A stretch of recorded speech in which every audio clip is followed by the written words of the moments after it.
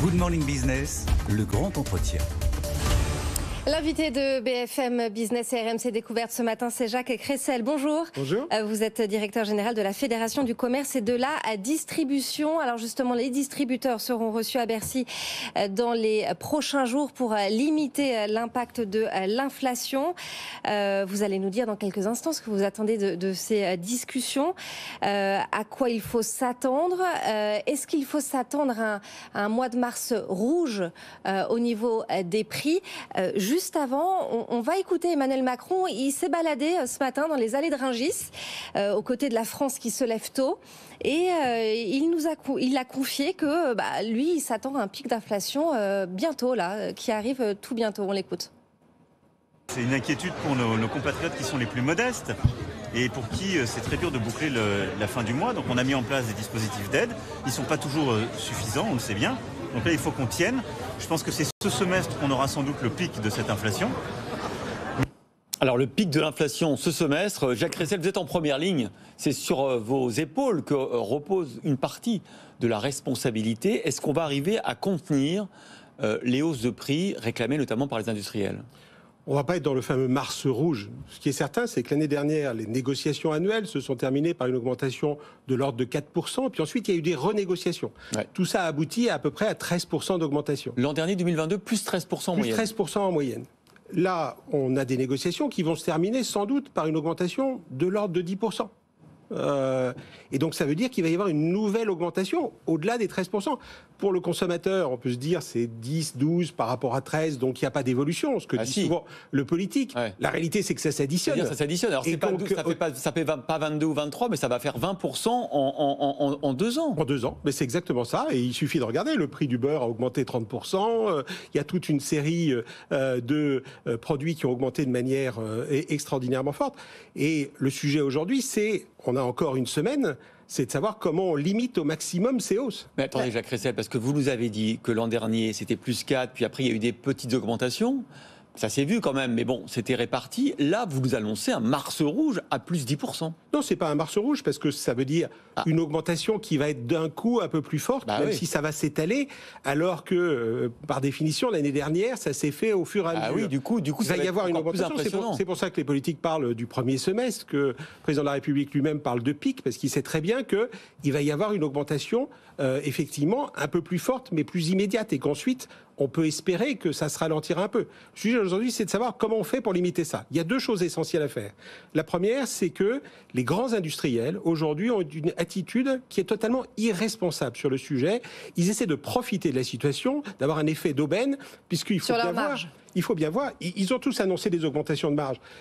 Aujourd'hui, les demandes pour un même produit d'un grand industriel par rapport à un patron de PME, c'est au minimum 50% de plus. C'est-à-dire que vous accusez les gros industriels de l'agroalimentaire de réclamer des hausses de prix qui ne sont pas justifiées. Exactement, tout pour une raison simple, c'est que l'année dernière, pourquoi les prix ont augmenté? À cause de la hausse des matières premières agricoles. Cette année, il n'y a pas de hausse de matières premières agricoles, il y a même des produits pour lesquels il y a une légère baisse.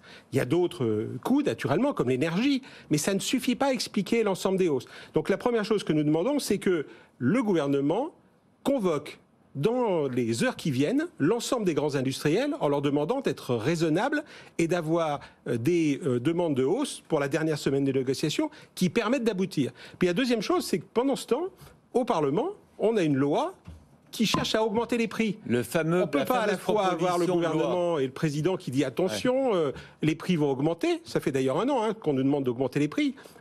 Et de l'autre côté, avoir un Parlement qui nous dit, par exemple, sur les produits de droguerie, de parfumerie et d'hygiène, le Sénat, la semaine dernière, a voté la remise en cause des promotions qui sont sur ces produits. S'il n'y a plus de promotion, ça veut dire que les prix vont monter et ça veut dire que les Français vont souffrir plus. Donc là aussi, irresponsabilité totale, toujours à la demande d'ailleurs de quelques grands industriels internationaux. Il faut juste expliquer pour ceux qui nous écoutent et qui nous regardent, on a beaucoup parlé de cette proposition de Descrozaille qui effectivement a été adoptée cette fois-ci au Sénat après l'Assemblée et qui prévoit d'élargir les interdictions de promotion, enfin le plafonnement des promotions aux autres produits que les produits alimentaires. On a vu depuis quelques années qu'on faisait de bonnes affaires, notamment sur la lessive et les produits d'entretien, on ne pourra plus le faire. Exactement, ça sera limité à 34%, alors que jusqu'à maintenant, vous pouvez trouver 50, 60%. Donc s'il y a moins de promotion, les prix montent. Et quand les prix montent, qu'est-ce qui se passe ? Il se passe une chose simple, c'est que les Français ayant un pouvoir d'achat très limité, qui est plutôt en baisse, ils vont acheter moins. Ils vont acheter moins, par exemple, de produits frais. Ils vont acheter moins de viande, moins de fruits et légumes. Et donc c'est quelque chose qui va être mauvais pour l'agriculture.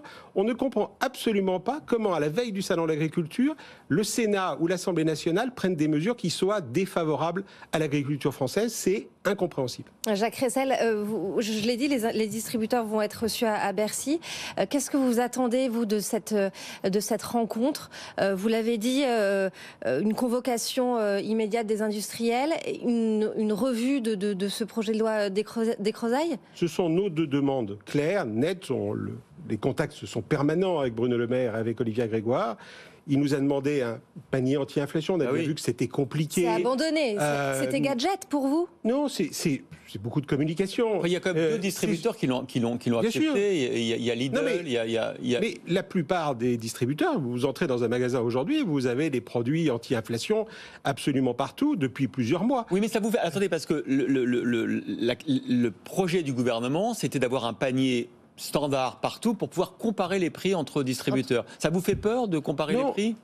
La comparaison des prix, c'est quelque chose dont ne veulent pas, notamment les agriculteurs, parce qu'ils ont peur que... Surtout la distribution qui n'en veut pas. Non. Écoutez, les comparaisons aujourd'hui de prix, vous allez sur Internet, vous avez tous les comparateurs possibles. C'est pas à l'État de mettre en place des comparateurs officiels. C'est pas à l'État de faire en sorte de décider la politique commerciale des enseignes. Par contre, ce que nous disons au gouvernement, c'est naturellement, nous allons tout faire dans toutes les enseignes, dans le respect du droit de la concurrence, dans le respect du marché, pour limiter au maximum ces hausses et faire en sorte, notamment en prenant sur nos marges, pour que ce que ressent le consommateur soit le plus faible possible. Mais l'important, c'est d'abord quand même que, au niveau de la négociation initiale, la hausse soit la plus limitée possible. On en est là, c'est ça qu'il faut faire. On verra le temps d'après, une fois que les négociations seront terminées. C'est quand même grave ce que vous nous dites ce matin. Vous nous dites, en fait, les gros industriels, donc je ne vais pas citer de nom, profitent du contexte actuel où on a perdu ses repères en matière de prix, où effectivement il y a des hausses de prix qui doivent être répercutées, profitent pour augmenter plus que de raison leur prix, parce qu'ils se disent c'est une occasion comme ça, on n'en aura pas. C'est exactement ça. Et d'ailleurs, ils ont tous annoncé des augmentations de marge pour 2023. C'est vrai. Et donc, c'est tout à fait clair. Pour eux, c'est un effet d'aubaine. Ils essaient d'en profiter. Et nous leur disons, en faisant ça, ils ont une attitude irresponsable vis-à-vis des Français. On est dans une situation difficile. Tout le monde doit faire des efforts. Il n'y a aucune raison que ça ne se passe pas. Avec les PME, quasiment la totalité des négociations sont terminées. Ça s'est bien passé. On a pris des engagements à l'initiative d'Olivia Grégoire pour faire en sorte que les prix de l'énergie soient pris en compte. Vous remarquerez que personne ne dit qu'il y a des difficultés de ce côté-là. Les problèmes se concentrent comme d'habitude avec les 10-15 grandes marques qui, elles, finalement, s'en foutent complètement de ce que ressentent les Français. Pour parler un peu de la distribution, est-ce que vous craignez une fermeture des petits commerces, des petites surfaces avec la flambée des prix et notamment dans les petits commerces bio qui sont touchés par l'inflation ? Non, globalement, il y a dans le commerce alimentaire, on le voit malheureusement, c'est différent dans le commerce, par exemple, de vêtements, de textiles, mais il y a une certaine résilience. Il y a un parc qui s'adapte en permanence. Le bio, aujourd'hui, est dans une situation plus compliquée. Il y a eu une évolution extrêmement forte ces dernières années. Ça n'est moins le cas aujourd'hui, mais il y a toujours une place importante pour le bio. Et d'ailleurs, la part de produits bio dans nos magasins est nettement supérieure à la part du bio dans les ventes. Donc ça veut dire que nous continuons à être en appui du bio de manière extrêmement forte dans l'ensemble des magasins, que ce soit des magasins spécialisés qui souvent sont liés à des grandes chaînes ou que ce soit chez les grands distributeurs. Bon, ça veut dire que la demande ne suit pas, ça veut dire qu'au bout d'un moment, vous allez déréférencer. Non, ça veut dire qu'il y aura sans doute un peu moins de produits, mais au total, il y a aujourd'hui quand même un marché important. On est dans une situation qui est difficile. Ouais. les Français, quand les prix augmentent, ils achètent moins les produits les plus chers. C'est normal. Une dernière question. On a vu les premières semaines de 2023 une baisse effectivement des volumes d'achat des Français. Alors je ne sais pas si les Français se serrent la ceinture, s'ils mangent moins. En tout cas, ils baissent leur consommation de produits alimentaires dans vos enseignes. Est-ce que vous continuez à voir ce phénomène ? On continue à le voir et on va sans doute continuer à le voir. Les Français, ils ont un pouvoir d'achat qui se limite. Donc ça veut dire que, ils commencent par acheter des produits moins chers. Donc ils achètent moins de bio, ils achètent plus de marques de distributeurs. Et puis sur un certain nombre de produits, et notamment sur les produits frais, ce qui est inquiétant, ils achètent moins, purement et simplement. Ils se nourrissent de manière différente. Ça, c'est une vraie difficulté. On en parle depuis des mois. On alerte tout le monde depuis des mois. Aujourd'hui, on a l'impression que certains s'aperçoivent tout d'un coup que l'inflation est là. Merci Jacques Ressel, délégué général de la Fédération du commerce et de la distribution, d'avoir été l'invité de Good Morning Business.